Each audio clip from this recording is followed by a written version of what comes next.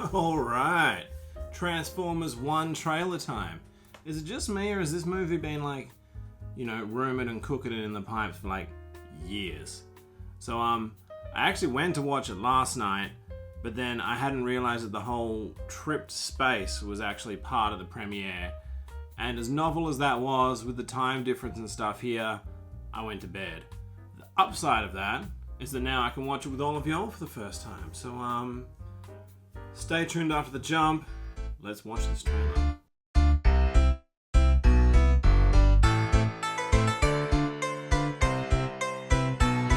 Alright, we doing this? Let's do it. Play. So, how long do you think we'll be here? I'm not talking to you. Good voice. You know what? We are so screwed. Thought you weren't talking to me. Interesting Megatron voice. Come with me. Cool voice, whoever that dude is. Report to waste management.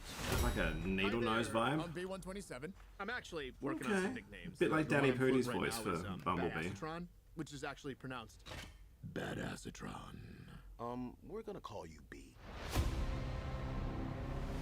Ooh. I know we're just lowly worker bots who can't even transform. Worker bots. Don't you want to see what's out there? I want to see what's out there. Oh, that looks cool. There's a reason no one goes to the surface. Interesting. Ancient Decepti symbols. Dangerous Why'd you bring surface. jetpacks? If we survive this, I'm gonna kill you. I accept those terms.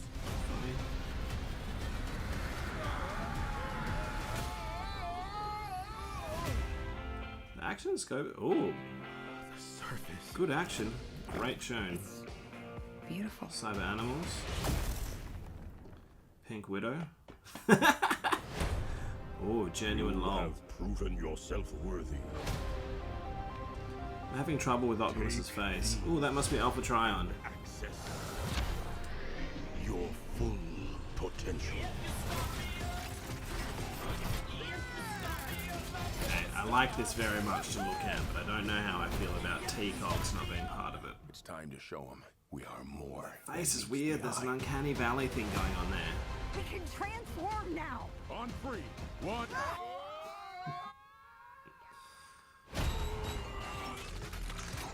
It's working. Where's my head? How do we use these things? Wheels! I need wheels! Transformation problems affect 1 in 3 bots. Guys, that's not good. We've got these powers for a reason. Let's use them. That's some really cool choreographed action. Together. I gotta admit, I really like that Optimus. Ooh, Arachnid, Starscream. Sharktacon? Whoa! I got a battle mask! It appeared with this guy. Knife hands? I have knife hands! I can see that. Orion's face, man. Problematic. That's what was one. Okay. Oh. B, these are not the bad guys. Why did you cut the door? Wait, no, it was already like that. Right? Yes, that's right. Yes. It was. Yeah, it was already like. Yeah, that's right.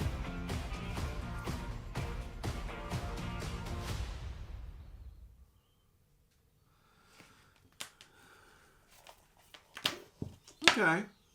Okay. First thoughts. No, I kid. Look, honestly, at this stage, after that first look, I'm feeling cautiously optimistic. There were some cool action sequences, right?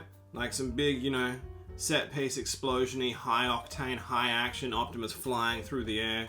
Elita 1 doing her best gun fu, which I'm totally here for. And then as well as that, it seemed like it had some pretty decent lulls. Like there was a couple of times in that trailer where I laughed out loud, sort of in spite of myself to a degree.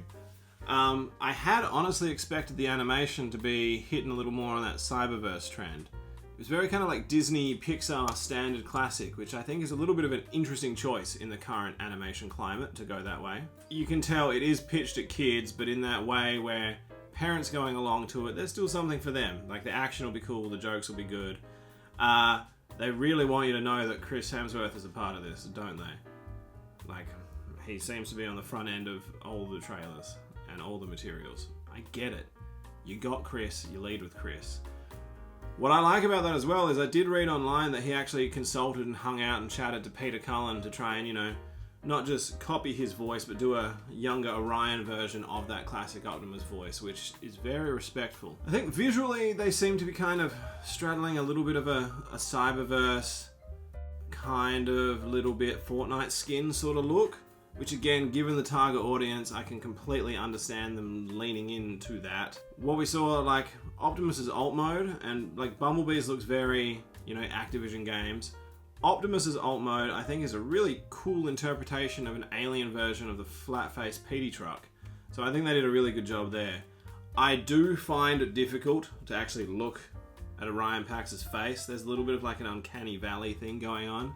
He looks a little bit like the robots in AI. No, what was that called? Robopocalypse? iRobot. He looks a bit like the guy from iRobot.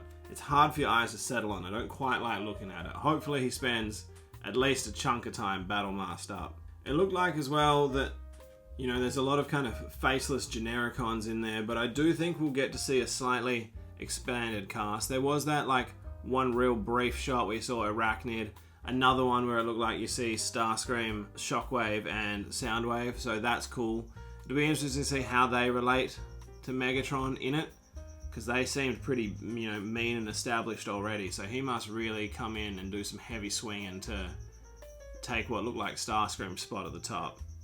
Which is also a cool way of explaining why Starscream's such a pill. Looks like the Quintessons are going to be the main external threat bad guy, which is a great way of, you know, introducing a villain that's not Autobots and Decepticons, because we're kind of operating before that time. I really liked how they had more of a organic-y robot kind of look to them, like when, you know, there was that kind of tunnel of bad dudes and you got those ominous foreground tentacles. It looked a lot like that was lined with Sharkticons.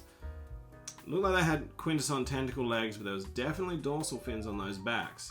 So, you know, hopefully by the time Studio Series gets around to these guys, if nothing else, it's another cool army builder, right? We all love that. Then, like, having a look at Alpha Trion, I don't know in general how I feel about the not starting with a TCOG thing. I don't know. That just seems so fundamentally part of Transformers that spending any time with them where they can't transform is a little odd, but that, you know, power boost arming up scene was pretty dope, right? And I imagine that's a, you know, a quick cut version of it. The actual version is probably going to be pretty awesome to witness. And then, you know, the not being able to transform hijinks, that, you know, lols, real laughed out loud, haha, belly laughed.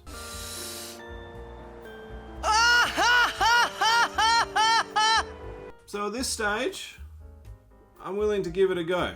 Honestly, with all the Transformers media that's come out, like, I don't know, since the Unicron trilogy, I've kind of given up on Transformers media ever being exactly what I would like to see. So I think the best you can do and the best sort of frame of mind you can go into anything like this with is it's just another interpretation of it.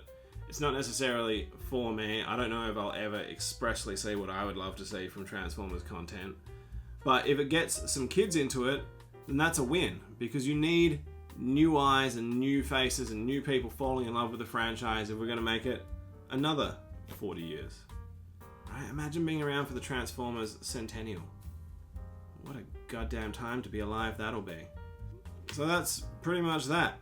Consider me cautiously optimistic. What are you guys thinking? The general kind of, you know, buzz online, the Facebook, you know, feedback that I've been getting has been not amazing, but that's kind of just the tone of Facebook in general, right? Like, it's an echo chamber of impotent rage.